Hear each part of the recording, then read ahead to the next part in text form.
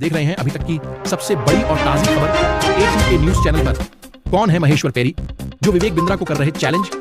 IIPM वाले अरिंदम की बंद करवा चुके हैं दुकान। सोशल मीडिया पर दो मोटिवेशनल स्पीकर संदीप माहेश्वरी और विवेक बिंद्रा के बीच जंग छिड़ी हुई है। इस बीच विवेक बिंद्रा चैनल पर सावधान, सीधे 3 गुना बढ़ गया कोरोना का JN.1 वायरस।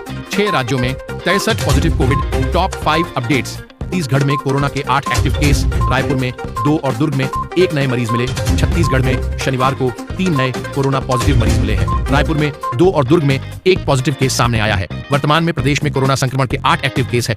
2 दिन पहले स्वास्थ्य विभाग ने सभी जिलों को मिलाकर 1499 लोगों की जांच कराई थी। दोस्तों, आप देख रहे हैं अभी तक की सबसे बड़ी और ताजी खबर एटीके न्यूज चैनल पर, और हमारे चैनल पर आप पहली बार विजिट कर रहे हैं तो चैनल को लाइक और सब्सक्राइब भी कर दीजिए, जिसमें से 3 कोरोना पॉजिटिव मिले हैं। प्रदेश में कोरोना संक्रमण की पॉजिटिविटी दर 20% है। कोविड-19 न्यू वेरिएंट, फिर से डराने लगा कोरोना का नया वेरिएंट। सरकार ने जारी किया बड़ा अलर्ट। दुनिया में एक बार फिर से कोरोना की एंट्री ने डरा दिया है। कोरोना के नए वेरिएंट को लेकर भारत सरकार ने भी गाइडलाइन जारी की है। वहीं छत्तीसगढ़ के सीएम विष्णुदेव साय ने अधिकारियों के साथ बैठक कर उन्हें अलर्ट मोड में रहने के निर्देश दिए हैं। रायपुर, देश में कोरोना के बढ़ते मामलों को लेकर छत्तीसगढ़ सरकार सतर्क हो गई है। स्वास्थ्य अमले को निर्देश दिए गए हैं कि संभावित लक्षण वाले लोगों के ज्यादा से ज्यादा नमूने लिए जाएं और उनकी जांच की जाए। मुख्यमंत्री विष्णुदेव साय ने शुक्रवार को वीडियो कॉन्फ्रेंसिंग के माध्यम से प्रदेश के सभी कलेक्टरों से पहली बार मुखातिब होते हुए स्वास्थ्य विभाग के वरिष्ठ अधिकारियों और सभी कलेक्टरों के साथ प्रदेश में कोरोना की वर्तमान स्थिति की समीक्षा की। उन्होंने देश में कोरोना के बढ़ते मामलों को देखते हुए इससे बचाव और रोकथाम के लिए भारत सरकार की गाइडलाइंस का कड़ाई से पालन करने के निर्देश दिए। उन्होंने कोरोना के संभावित लक्षण वाले लोगों के सैंपल की जांच प्रतिदिन ज्यादा संख्या में करने को कहा। उन्होंने कोरोना के इलाज के लिए जरूरी व्यवस्थाओं की जांच के लिए अस्पतालों में मॉक ड्रिल भी करने को कहा। मुख्यमंत्री साय ने सभी कलेक्टरों को प्रधानमंत्री आवास योजना के हितग्राहियों की सूची जल्द तैयार करने के निर्देश दिए ताकि शीघ्र ही इनका निर्माण किया जा सके। उन्होंने प्रदेश में कानून व्यवस्था बनाए रखने के संबंध में कहा कि प्रदेश में कानून का राज दिखना चाहिए।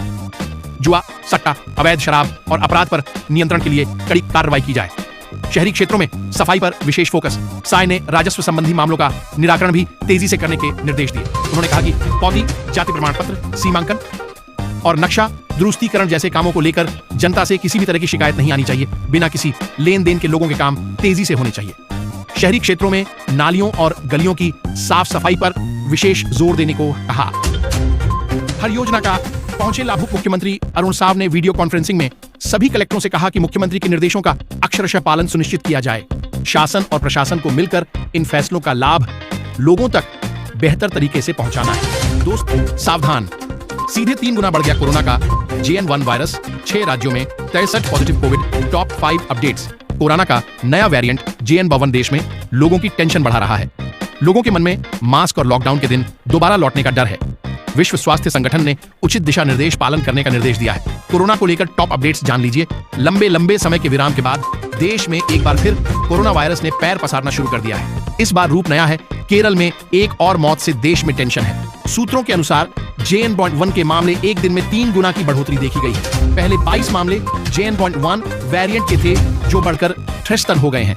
वहीं एक स्टडी ने भी सबका ध्यान अपनी ओर खींचा है। स्टडी में दावा किया जा रहा है कि कोरोना आपके गले को भी संक्रमित कर सकता है, इतना संक्रमित कि शायद आपकी आवाज भी जा सकती है। दूसरी ओर कोविड-19 के सब वेरिएंट JN.1 BA.2 6.1.1 के अभी तक देश में 22 मामले कंफर्म हो चुके हैं। जीनोम टेस्टिंग में सामने आ रहा है कि कोरोना के XBB वेरिएंट के 90% मामले सामने रहे हैं, यानी JN.1 के मामले कम हैं। आइए नजर डाल लेते हैं कोविड से जुड़ी टॉप 5 अपडेट्स पर। अलर्ट, एक दिन में 3 गुना बढ़ गए JN.1 के केस। देश में 24 दिसंबर तक कुल 63 JN.1 कोविड वेरिएंट मामले सामने आए हैं।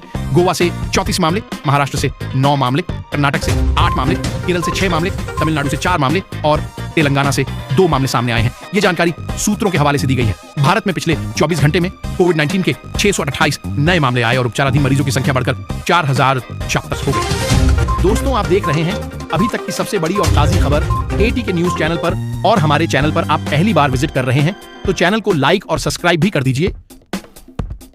केंद्रीय स्वास्थ्य मंत्रालय के सुबह 8 बजे अद्यतन आंकड़ों के अनुसार पिछले 24 घंटे में केरल में संक्रमण से एक व्यक्ति की मृत्यु होने से मृतक संख्या बढ़कर 5,30,134 हो गई। देश में वर्तमान में संक्रमितों की संख्या 4,50 19,248। स्वास्थ्य मंत्रालय की वेबसाइट के अनुसार बीमारी से उबर चुके लोगों की संख्या बढ़कर 4,88 हो गई है, जबकि रोग से स्वस्थ होने की राष्ट्रीय दर 28% है। मृत्यु दर 1.19% है। मंत्रालय की वेबसाइट के अनुसार कोविड-19 रोधी टीके की अब तक 267 करोड़ खुराक दी जा चुकी है। नया कोविड वेरिएंट आ गया है, लेकिन फिलहाल इसके लिए अतिरिक्त वैक्सीन खुराक की जरूरत नहीं है। ये सलाह जीनोमिक्स कंसोर्टियम इंसाको के प्रमुख डॉ एन.के. अरोड़ा ने दी है। उन्होंने बताया कि खास तौर पर 60 साल से ऊपर के लोगों जिनको पहले से कोई बीमारी है या जो इम्यूनिटी कम करने वाली दवाइयां ले रहे हैं, उन्हें सावधानी बरतनी चाहिए। अगर उन्होंने अब तक एहतियात नहीं बरती है तो उन्हें सावधान रहना चाहिए, लेकिन फिलहाल किसी को भी अतिरिक्त वैक्सीन की जरूरत नहीं है। मुख्य बात यह है कि घबराएं नहीं, बस थोड़ी सी सावधानी बरतें, मास्क पहने, शारीरिक दूरी बनाए। और हमारे चैनल पर आप पहली बार विजिट कर रहे हैं तो चैनल को लाइक और सब्सक्राइब भी कर दीजिए। कौन है महेश्वर पेरी, जो विवेक बिंद्रा को कर रहे चैलेंज? IIPM वाले अरिंदम की बंद करवा चुके हैं दुकान।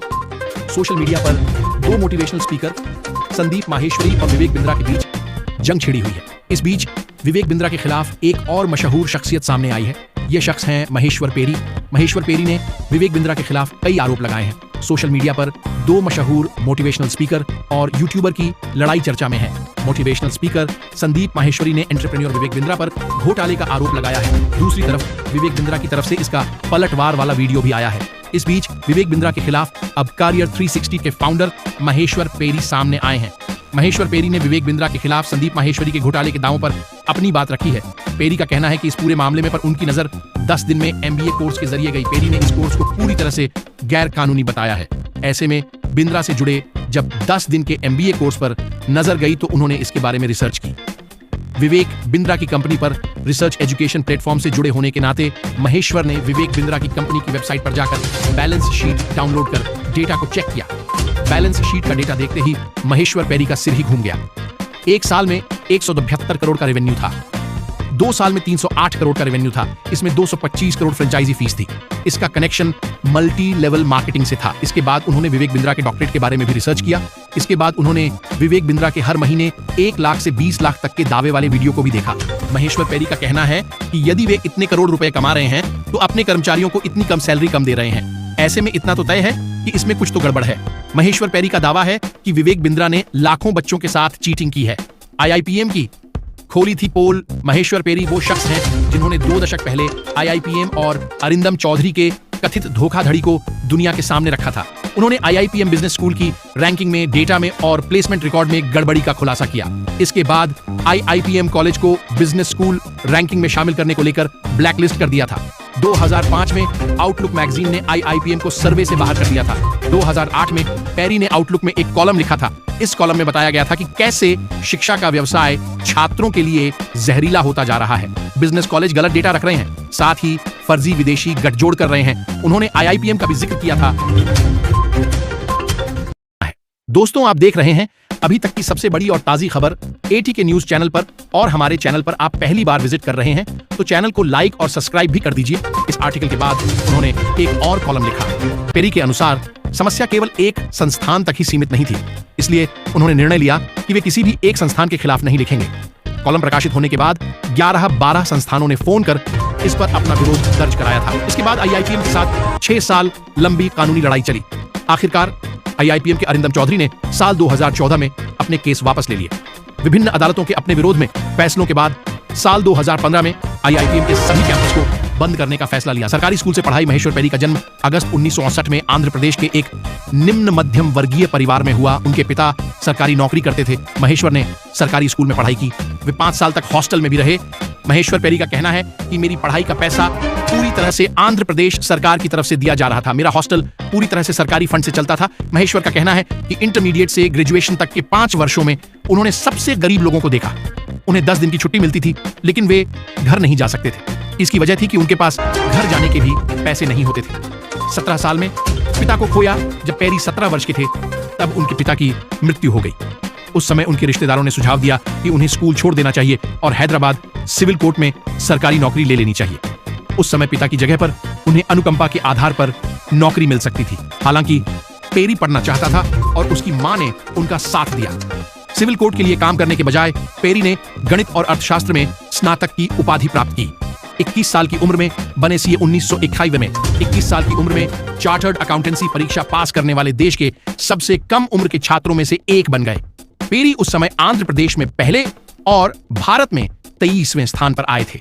इसके बाद उन्होंने एसबीआई कैपिटल मार्केट्स लिमिटेड के साथ एक निवेश बैंकर के रूप में अपना करियर शुरू किया।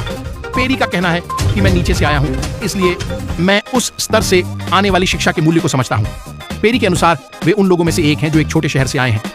पूर्व पब्लिशर और मीडिया एग्जीक्यूटिव दीपक शौरी के अनुसार एसबीआई के बाद पेरी 1995 में रहेजा के हैथवे इन्वेस्टमेंट्स के लिए काम करने लगे। उनके लिए यह अच्छा समय था। उस समय रहेजा मीडिया निवेश के साथ अपने हितों का विस्तार करना चाह रहे थे। 2009 में आउटलुक से आंशिक रूप से अलग होकर उन्होंने कैरियर्स 360 को शुरू किया था। साल 2012 में वे पूरी तरह से आउटलुक से अपनी राहें अलग कर ली। पेरी अपनी मैगजीन कैरियर्स 360 के जरिए वो सब कुछ करने लगे जो उन्होंने आईआईपीएम के खिलाफ अपने पहले कॉलम के बाद से करना चाहते थे। दोस्तों, आप देख रहे हैं अभी तक की सबसे बड़ी और ताजी खबर एटीके न्यूज चैनल पर, और हमारे चैनल पर आप पहली बार विजिट कर रहे हैं तो चैनल को लाइक और सब्सक्राइब भी कर दीजिए। चैनल को प्यार और सपोर्ट करने के लिए आपको दिल से धन्यवाद।